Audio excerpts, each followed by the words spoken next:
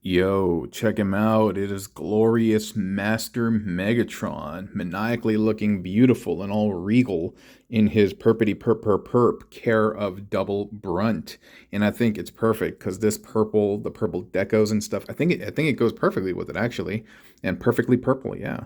And the grays balancing off the grays, the little orange highlights, what is it? Balancing and like pairing well with the orange gun tips.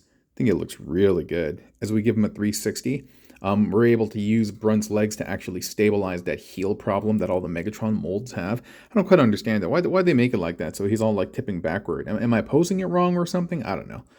We're able to give him his little, allow him to keep his back gun cannon. So it's very reminiscent of the G1 Megatron and the look that he has.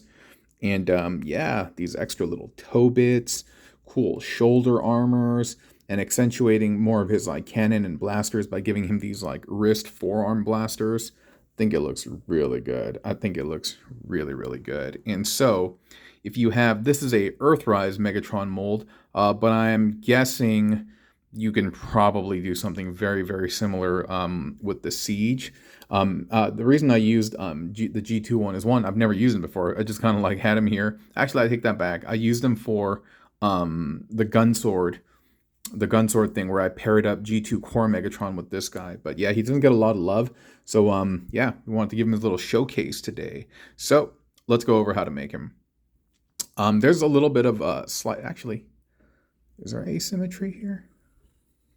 Oh yeah, there's a little. Yeah, there's a little bit. There's a little bit, and the asymmetry that you're going to see is this versus this, and that is because the orientation of the what is it, the 5 millimeter ports on the legs. And so you'll understand as I go through this. Yeah.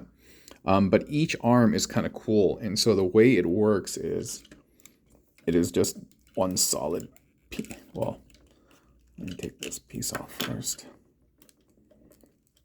This bit is actually really solid because this entire thing is connected through here. Yeah, you see that? We have this part that has a peg up here and there's a peg down here, and this peg is plugging into the forearm part while this top part is plugging into the shoulder. And so does it prevent him from moving his arm? Yeah, it does, but I mean, we're just playing with our toys and we're trying to just kind of display him in a cool way. And so, I mean, if you want to be able to give him like elbow movement, yeah, you don't have to plug those things in. You can orient this little peg however you want so that he can get elbow movement. But I kind of like the big cohesive long nature of it, and so just kind of kept it that way. And so for this arm, there's a hole back here, and so we plug this guy. How do we do it? Was it like that? Maybe it was like that. I should have used a little piece of paper to strengthen that, but I did not. That's okay.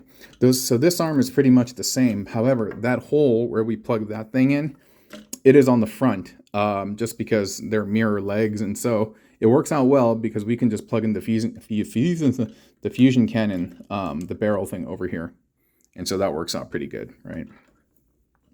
And this is going to keep falling off, so this is the last time I'm going to put it in. If it falls out, it falls out. Okay, great. So, yeah, okay, that's it. This other back bit, we're just plugging in back here because, like I said, there's no hole over here anymore. And then his sword turret thing, we're just going to plug in back here. And that's the look. He doesn't have anything on his chest or anything like that. But in terms of, like, his legs, he's nice and tight, actually. The way this works out is on the side, we just have the chest, the torso of Brunt. Brunt. Oh, oops, no, that's something else. Of Brunt. Just plugged into the side and it's not attached to anything else. On the bottom, okay, so this is how everything connects. It is just, man, my desk is, I gotta wipe down my desk. Everything connects through this piece, basically. This is the thigh. One side has the treads going downward and one side has the treads going sideways. And you want to extend that little knee connector because that's what's going to help Megatron stand flush because he has some weird issues with it. Yeah. And so the first one, like I said, with the treads pointing down, you're revealing that hole and you're plugging in one of the arms in like so. And the second one with the treads pointing sideways, you are plugging in that weird little gray bit foot. You're plugging it in right there, and voila. Have that extended down, and that little piece is going to plug into the underside of the heel. Ba-bum. Then you plug this in. Ba-bum. Then put his arms down. Ba-bum. And then we're going to plug his little gun thing in. Ba-bum. All right, that's it. Yeah. Cool, huh? I think he came out pretty good.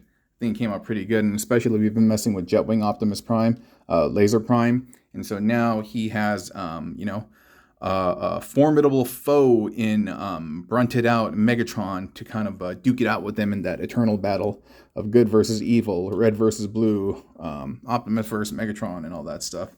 So yeah, I hope you like it. If you have 1 Megatron mold and 2 of the Brunts, or a Brunt and a Sense Drone, or Zatar, yeah, you can go to town and you can have this build. Yeah, so I just wanted to say, yeah, for all of y'all who always watch the videos, especially y'all who always stay to the end, just want to say thank you so very much. I really appreciate it. And one of these days, I'm going to hide a secret message at the end of these videos. So yeah, if you always watch to the end, keep on watching to the end. You'll see. Anyway, gang, be safe out there, be kind out there, and yeah, make sure to appreciate and love yourself too, okay? Bye.